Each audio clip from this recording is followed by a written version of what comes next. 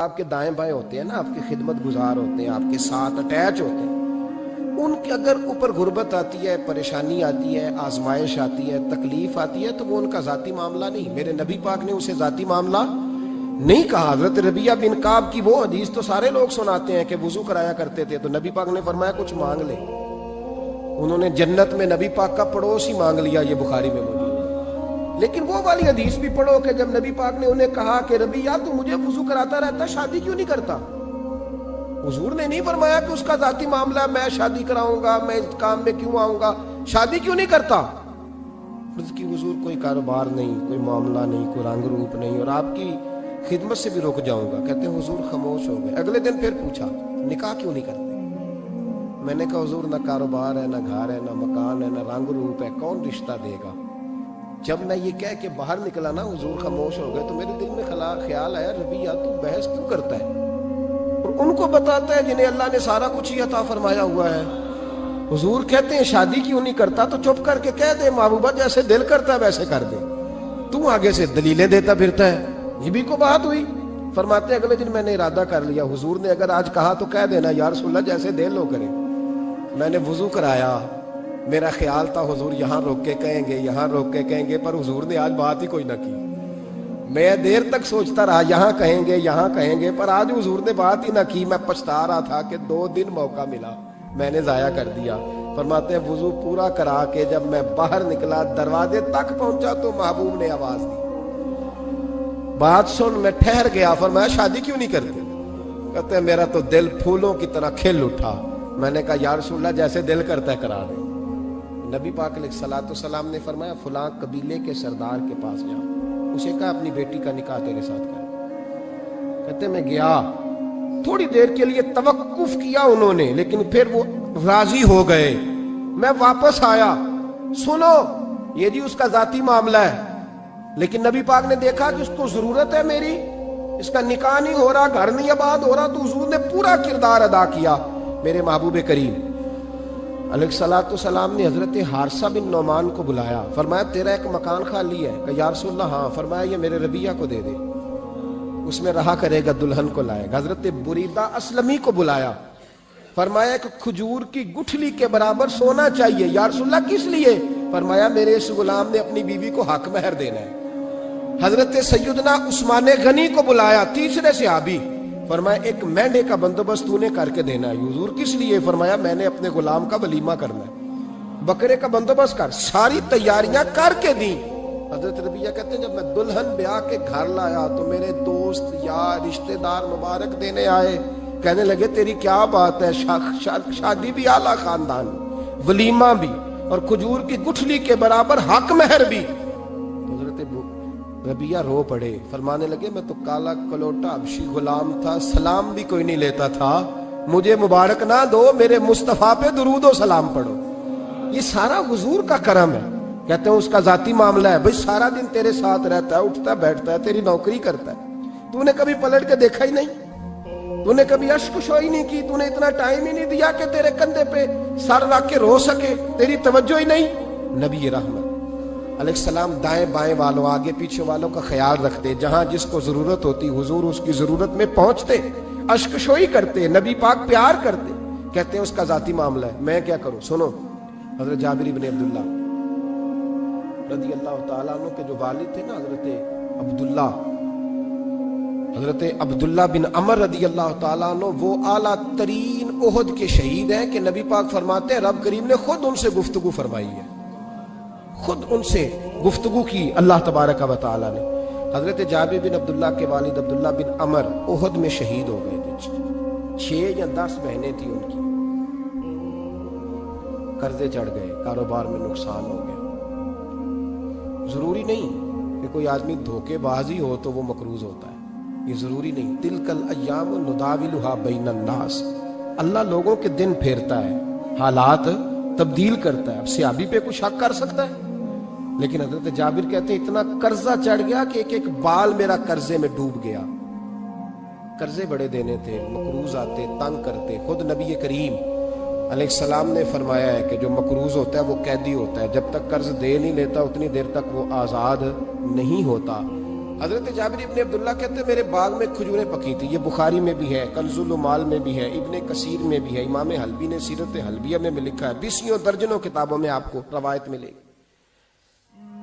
فرمانے لگے کھجوریں جب میری پک کے تیار ہو رہی تھی تو مقروض جب پیسے لینے آتے تو میں کہتا قرضے یہ کھجوریں پکتی ہیں تو دیتا ہوں. یہ ہم پنجاب کے لوگ کیا کہا کرتے تھے؟ ہاڑی سونی جی، یہاں چاول کی فصل پہ، یہاں گندم کے، ہم نے تو کپڑے لیے ہوتے تھے ادھار دکانوں سے کہ فصل پکتی ہے تو پھر دے دیتے ہیں، کہ کھجوریں پکتی ہیں تو دیتا ہوں. فرماتے پتہ مجھے بھی تھا کھجوریں زیادہ تھوڑی ہیں اور جن کے پیسے دینے ہیں وہ پیسے، فرماتے ہیں کھجوریں پک گئیں، اتاری تو یہ تو 11 گنا بھی اور ہوں تب بھی قرضہ نہیں اترتا. کہتے ہیں میں نے دوستوں سے، یاروں سے، رشتہ داروں سے، وہ جو کہتے نہیں کوئی حکم ہوا تو بتانا، پھر جس دن بندہ حکم بتاتا ہے اس دن کہتے ہیں آج سویرے ہی بچہ پیسے لے گیا. یہ تو 2 گھنٹے پہلے بتاتا تو تیرا کام ہنس رہے ہیں آپ بیچ بیچ میں سے، 2 گھنٹے پر لیٹ ہیں آپ، بلکہ کئی تو پونے گھنٹے کا ٹائم دیتے ہیں. کہتے ہیں پونا گھنٹہ پہلے تو آ جاتا تو تیرا کام بس.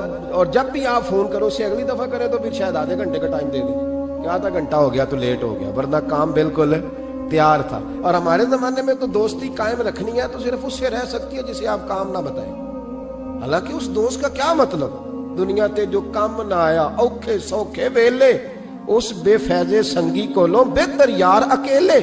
کیا مطلب ہے؟ کام بتایا تو رفو چکر ہو گیا؟ مانا کیا ہوا اس بات کا؟ میرے رسول کائنات علیہ السلام کے صحابی کہتے ہیں سب سے کہا پر کسی نے نہ سنی. جب میں تھک گیا نا تو میں دروازہ رسول پہ چلا گیا، یا رسول اللہ، یا رسول اللہ، یا رسول اللہ.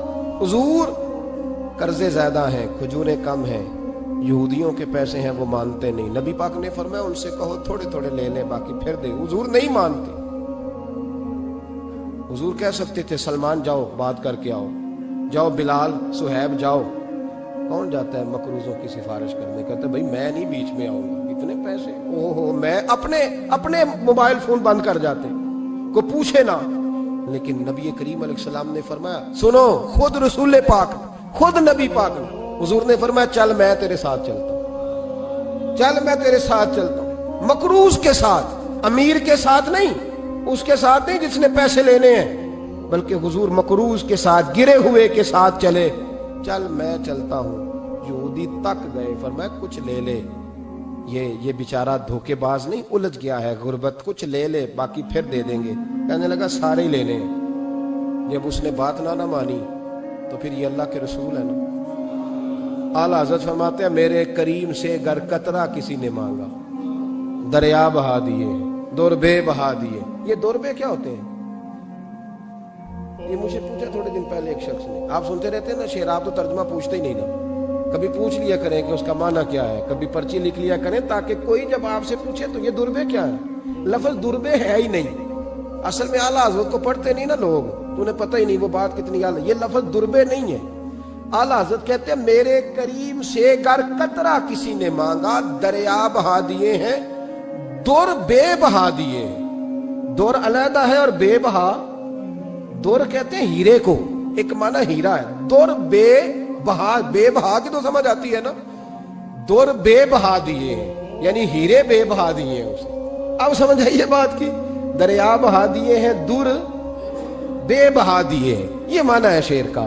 تو جب وہ نانا مانا یہودی تو نبی کریم علیہ السلام فرمانے لگے نہیں تو پھر پورے ہی لینے ہیں. کہنے لگا جی پورے ہی لینے. حضور فرمانے لگے کل آ جانا سارے دے دیں گے، پورے پیسے تیرے ملیں گے، تو آ جانا. حضرت جابر ابن عبداللہ کو حضور نے فرمایا کھجوریں اتار کے نا تو اپنے باغ میں ڈھیر لگا اور میں آیا. حضرت عمر حدیث کے راوی فرماتے ہیں بس رسول پاک چل پڑے. حضور نے کندھے پہ رومال رکھا، حضور چل پڑے. کوئی چٹائی نہیں بچھائی، حضرت جابر کہتے ہیں کوئی صوفہ نہیں رکھا، کوئی پھولوں کے ہار نہیں. حضور آئے، 2-3 چکر میرے باغ کے لگائے اور کھجوروں کے ڈھیر کے پاس بیٹھ گئے. فرمایا بلا جس کے پیسے دینے، بلا، اب تنگی یہ داماں پہ نہ جا اور بھی کچھ مانگ. بلا، فرماتے بندے کو بلایا. حضور نے فرمایا کتنے پیسے؟ حضور اتنے درہم دینار ہے. فرمایا کھجوریں تولتا جا اور دیتا جا.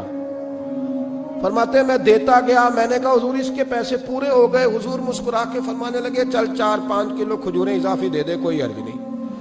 کہتے ہیں وہ بھی دے دی. حضور نے فرمایا بلا دوسرے کو. فرمایا اس کو بھی بلایا, تولتا گیا, دیتا گیا, حضور پورے ہو گئے. نبی کریم علیہ السلام نے فرمایا چل 4-5 کلو کھجوریں زیادہ دے دے.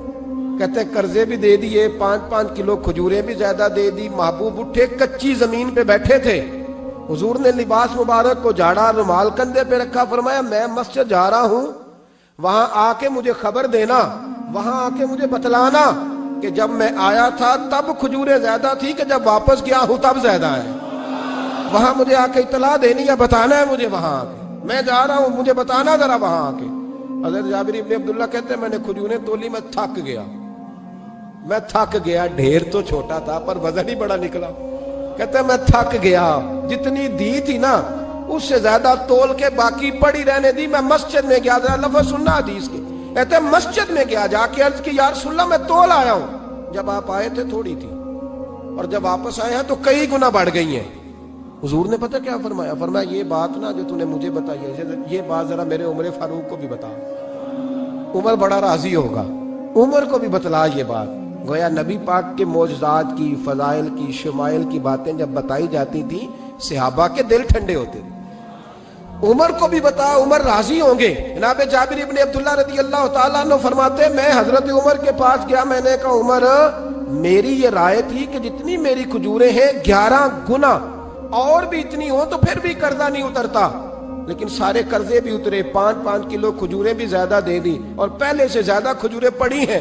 تو کہتے ہیں حضرت عمر کی آنکھیں روشن ہو گئی, چہرہ مسکرانے لگا. کہنے لگا تو اب بتا رہا ہے نا, اب واپس آ کے رزلٹ سنا رہا ہے. تو صحابہ سے پوچھ لے, جب نبی کریم گئے تھے تو میں نے اسی وقت کہا تھا. حضور کے جاتے ہی میں نے کہا تھا اب دیکھنا رب کریم جابر بن عبداللہ پر ساری ہی رحمت نازل فرما دے. اللہ ہر قسم کا کرم فرمائے گا, خیر ہی خیر ہو جائے گی. دیکھ لے میں نے پہلے بتلا دیا. میرے نبی پاک سلام چھوٹی چھوٹی باتوں کا خیال ہے, چھوٹی چھوٹی چیزوں پر توجہ دیتے, خیال کرتے کس کو کس وقت کس چیز کی کہاں حاجت ہے, اس کی وہ حاجت پوری کی جاتی, اس کا دھیان رکھا جاتا. حضرت جابر خود فرماتے, یہ مسلم کے لفظ ہے, فرماتے جناب جابر ابن عبداللہ کہتے ہیں حضور کے ساتھ میں جہاد پہ گیا, واپس آ رہا تھا.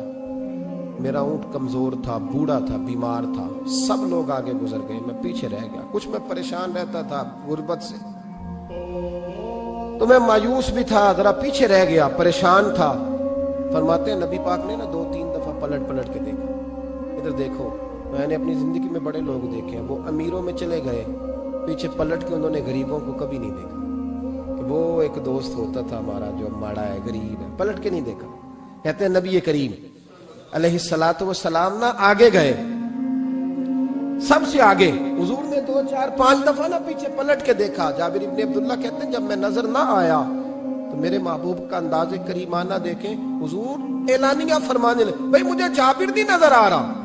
بے خبر ہو جو غلاموں سے, وہ آقا کیا ہے, وہ آقا کیا ہے. یہاں ہمارے استاد جب یہ حدیث پڑھا رہے تھے نا, یہ حدیث پڑھا رہے تھے تو اچانک رونے لگ گئے.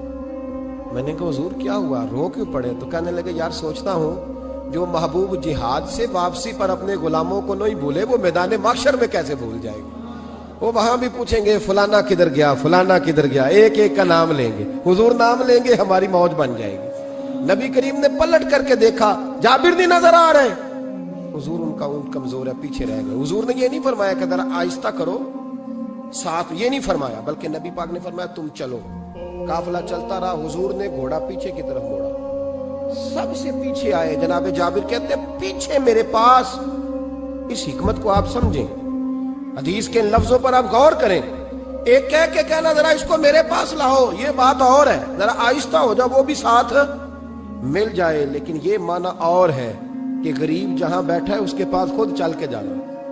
حضور خود پلٹ کے پیچھے آئے اور فرماتے ہیں میں جو کہ پریشان تھا تو محبوب میری طرف دیکھ کے فرمانے لگے اس کو دوڑاتا کیوں نہیں, پیچھے کو رہ گیا. تو کہتے ہیں مایوس بندہ, پریشان بندہ کبھی کبھی وہ اس طرح بولتا ہے کہ جیسے کڑ رہا ہے, تھوڑا سا نا سخت ترش باتیں بھی کرتا ہے. کہتے ہیں میں نے اس عالم میں نا, میں نے کہا حضور اس قابل ہوتا تو سب کے ساتھ مل نہ جاتا.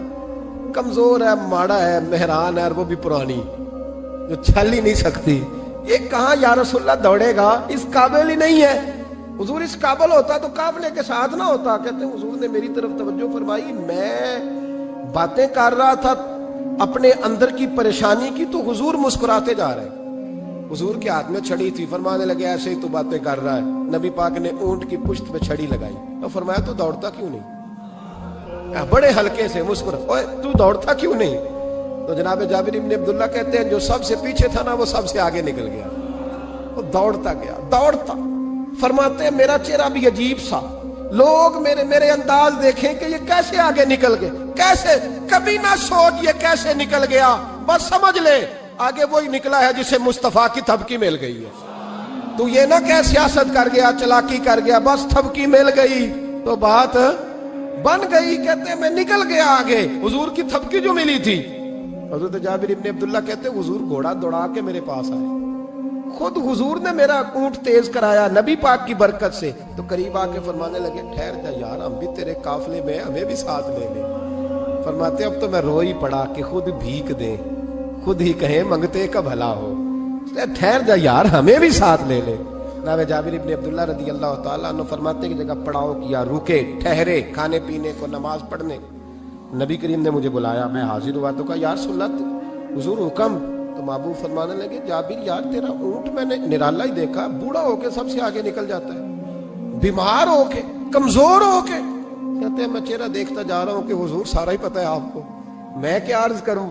تو محبوب فرمانے لگے پسند آ گیا, بیچ نہیں دیتے میرے ہاتھ. یا رسول اللہ آپ رکھ لیں.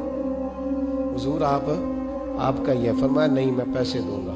کتنے کا ہے؟ کہ یا رسول اللہ آپ رکھ لیں. فرمایا پیسے دوں گا. یا رسول اللہ مارکیٹ میں جاؤں تو 6-7 دینار کا بکے گا. فرمایا نہیں بھائی میں تو پورے 10 دوں گا. 6-7 نہیں, میں تو پورے حساب سیدھا. 6-7 کا کیا حساب ہوا, 10 پورے کا. حضور پھر بندہ نوازی ہے نا, کون بول سکتا ہے. حضور نے فرمایا بلال تیرے پاس 10 دینار تھے. حضور ہیں. فرمایا ان کو دے دو, اونٹ کے پیسے رکھ لو اور مال نہ مدینے جا کے دے دو. جابر ابن عبداللہ کہتے ہیں میں مدینے گیا شام کو. میں نے نا کبھی اپنے اونٹ کی اتنی خدمت نہیں کی جتنی اس دن کی. میں نے اسے بڑے پیار سے نہلایا, میں نے نئی رسی خرید کی, اسے نکیل ڈالی. آج محبوب کی بارگاہ میں لے کے جانا ہے. کہتے ہیں تیاری کر کے نا, تیاری پوری تیاری کر کے, تن تندور ہڈاں دا بالن تے اسی ہاواں نال تپایا, کپ کپ مکیاں پیڑے کیتے, عشق پلیتھن لایا, تن دا سالن تے من دی ہانڈی, اتو لون صبر دا پایا. غلام فریدا وے میں ساری تیری, تینوں اجے یقین نہیں آیا. کہتے ہیں اسے بڑے پریم سے, بڑی محبت سے سجا کے, سوار کے, نکھار کے, تیار کر کے میں نبی کریم کی بارگاہ میں لے کے گیا. ظہر کی نماز پڑھ کے حضور نکلے, میری طرف دیکھا. میں نے کہا حضور پیسے لے لیے تھے, یہ آپ کا سامان ہے, مال ہے. کہتے ہیں حضور نے نکیل تھامی. میں واپس پلٹا, بھی گلی کی نکر مڑا نہیں تھا, حضور نے آواز دی جابر ذرا سن تو صحیح. کہتے ہیں میں واپس آیا تو حضور مجھ سے باتیں کرنے لگے. فرمانے لگے یہ میرا اونٹ ہے, اسے کمزور اور بوڑھا نہ سمجھنا, کبھی جانوروں میں دوڑا کے دیکھنا سب سے آگے نکل جاتا ہے. اور کریم محبوب فرمانے لگے 6-7 دینار کا نہ سمجھنا, میں نے پورے 10 دینار کا خریدا ہے. اور پھر حضور پھر مسکرائے. فرمایا جابر تمہیں پتہ ہے تحفہ لینے دینے سے محبت بڑھتی ہے. حضور ہاں. فرمایا رکھ لو, میں تمہیں تحفے میں دینا چاہتا ہوں, رکھ لو میں تحفے میں دینا چاہتا ہوں. جناب جابر ابن عبداللہ کہتے ہیں میں واپس لوٹ رہا تھا, رو رہا اور کہہ رہا تھا جیسا نبی اللہ نے مجھے دیا, جیسا رسول اللہ نے, سب سے اولا ہو آلہ ہمارا, سب سے بالا ہو آلہ ہمارا. کون دیتا ہے دینے کو منہ چاہیے, دینے والا ہے سچا ہمارا نبی. غمزدوں کو رضا مجدہ دیجئے کہ ہے بے کسوں کا سہارا ہمارا نبی کریم سید عالم صلی اللہ علیہ وسلم. دائیں بائیں آگے پیچھے خیال رکھتے کس کو, کس وقت, کس انداز میں, کتنی حاجت ہے. حضرت مقداد حضور کے غلام ہیں. وہ کہتے ہیں میں تھا اور میرے ساتھ 2 صحابہ اور تھے. ہمیں بھوک لگ گئی. مدینے میں نا کچھ قحط کا سما تھا, کئی دنوں سے بارش نہیں ہوئی تھی, فصلیں نہیں پکی تھی. حضرت ابوبکر صدیق کو گلی میں کھڑا کر لیا. سب صحابہ کے حالات کچھ نہ کچھ ان دنوں میں نا ٹائٹ تھے, کمزوری تھی, چونکہ فصلیں نہیں تھی, بارشیں نہیں تھی. ابو بکر ایک مسئلہ پوچھنا ہے. کہتے کھڑے کھڑے جناب صدیق اکبر نے کہا پوچھو. پہلے روٹی بھی ساتھ پوچھتے, کہنے لگے چلو پوچھو. کہتے مسئلہ پوچھا اور بتا کے رخصت ہو گئی. پھر ہم نے حضرت عمر سے پوچھا, انہوں نے بھی سوال کا جواب دیا پر کھانا نہ پوچھا. پھر 2-3 اور لوگوں کو ہم نے ٹٹولا, لیکن اس دن سب نے مسئلہ ہی بتایا, روٹی نہیں پوچھی. حضرت مقداد کہتے ہیں ہم نے پروگرام بنایا حضرت عبد الرحمن ابن عوف سے مسئلہ پوچھنے کا, تو میرے ساتھ والے دونوں کہنے لگے بس کر, بڑے آزما لیے, اب چل سیدھا دروازہ رسول پہ چلے.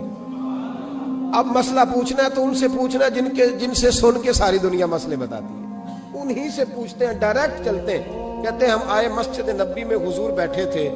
حضرت مقداد کہتے ہیں ہماری بکریوں کے تھنوں میں دودھ خشک ہو گیا تھا, حضور تشریف فرما تھے, السلام لی, دست بوسی کی, اتحیات میں بیٹھ گئے. حضور ایک مسئلہ پوچھنا تھا. حضور مسکرائے, فرمانے لگے لگتا ہے بھوک لگ رہی ہے تم تینوں کو, مجھے مسئلے کی سمجھ آ گئی, بھوک لگی ہوئی ہے. یا رسول اللہ بڑی. فرمایا میری 4 بکریاں ہیں اور اللہ نے فضل کیا قحط میں بھی ان کے تھن دودھ سے بھرے ہوئے ہیں. فرمایا جاؤ, 3 تم ہو, چوتھا میں ہوں, اس طرح کرنا 3 بکریوں کا دودھ تم پی لینا, 1 کا میرے لیے لے آنا. کہتے ہیں یا رسول اللہ ہم پی آئے. تو حضور نے فرمایا رکو, جب تک تمہارا دل کرے میرے مہمان بن سکتے ہو. فرماتے ہم 3 دن نبی پاک کے مہمان رہے, صبح و شام 4 بکریوں کا دودھ دھوتے, 3 کا پی لیتے, 1 پیالہ حضور کے لیے رکھ لیتے. فرماتے ہیں تیسرا دن آیا نا, حضرت مقداد کہتے ہیں وہ تو سو گئے دودھ پی کے, پر وہ جو نبی پاک کے لیے پڑا تھا نا, میری بار بار توجہ اس کی طرف جاتی, بار بار, اور میرے اندر سے آواز آتی کہ حضور کو تو بڑی خدمت کرتے ہیں صحابہ, تو حضور نے تو شاید کچھ اور کھا لیا تو پی نہ لوں, پی نہ لوں. کہتے ہیں کئی دفعہ میں نے روکا پر میں نہ ہی اپنے آپ کو روک سکا, میں پی گیا حضور کے حصے کا بھی دودھ. جب میں پی گیا وہ دودھ, کہتے ہیں اب پینے کے بعد جو پریشانی ہوئی وہ زیادہ تھی. دل میں خیال آیا اگر حضور ناراض ہو گئے کہ بھئی تمہیں تمہارے حصے کا دودھ دیا تھا اور مسلسل 3 دن سے مل رہا ہے, پھر کیوں پیا, اور حضور ناراض ہو گئے تو گرا جو ان کی نگاہ سے وہ سنبھل نہیں سکتا. فرمانے لگے اسی پریشانی میں تھا کہ حضور آ گئے, اب تو میرا وجود کانپنے لگا. سرکار سیدھے اس پیالے کی جانب گئے جس میں دودھ ہوتا تھا. فرماتے ہیں نبی پاک نے نہ اٹھایا کپڑا, اٹھایا برتن, دودھ نہیں تھا. حضور نے پوچھا نہیں کون پی گیا, بلکہ نبی پاک نے ہاتھ اٹھایا کہ اللہم اطعم من اطعمنی واسقی من سقانی, یا اللہ جو مجھے کھلائے تو اسے کھلا, جو مجھے پلائے تو اسے پلا. حضرت مقداد کہتے ہیں میں نے کہا اوہ یہ تو بڑی قیمتی دعا مل رہی ہے, بکریاں میری جو بکریاں تھی وہ تو پہلے نہیں دودھ دے رہی, تھنوں میں دودھ خشک ہے, اور اتنی بڑی دعا کہ جو کھلائے اسے کھلا, جو پلائے اسے پلا. نبی کریم علیہ السلام کی دعا سنی تو کہتا میں بستر کے اندر منہ دیا ہوا تھا, جھٹ سے میں نے کپڑا اتارا, چھری پکڑی اور اپنے باڑے میں چلا گیا کہ ایک بکری ذبح کر کے لاتا ہوں, حضور کو کھلاتا ہوں تاکہ یہ دعا مجھے مل جائے کہ یا اللہ جو مجھے کھلائے تو اسے کھلا. فرماتے ہیں میں بکریوں کے باڑے میں گیا, جن بکریوں کو کئی دن ہو گئے تھے دودھ نہیں دیا تھا, جیسے ہی میں نے چراغ جلایا میں حیران ہو گیا کہ سب کے تھن دودھ سے بھرے ہوئے. کہتے میں نے 3-4 بکریوں کا دودھ دھویا, برتن میں بھرا, محبوب کی بارگاہ میں لایا. کہتے ہیں حضور نے خوش ہو کے پیا. جب پی لیا نا نبی کریم نے تو حضور فرمانے لگے چل میں نے تیرا لایا, پی لیا, اب یہ بتا میرا کس نے پیا تھا. اب وہ والی بات کرنا جس کے گچھے سے لچھے جڑے نور کے, ان ستاروں کی نزہت پہ لاکھوں سلام, ان کے خطبے کی ہیبت پہ کروڑوں درود, ان کی باتوں کی لذت پہ لاکھوں سلام, جس کی تسکی سے روتے ہوئے ہنس پڑے, اس تبسم کی عادت پہ لاکھ. فرمایا بتا میرے والا کس نے پیا؟ کہا یا رسول اللہ بڑا روکا اپنے آپ کو, پر محبوبہ آپ کی بکریوں کے دودھ کی لذت ہی کیا ہے. حضور نہیں روک سکا تو محبوب کریم فرمانے لگے اچھا اکیلے پی گئے ہو, جا پھر دودھ بھی تو میرا پی گیا ہے, اور میں تیرے لیے پھر دعا کرتا ہوں کہ یا اللہ اس نے مجھے پلایا تو اسے پلا, اس نے مجھے کھلایا تو اسے کھلا. نبی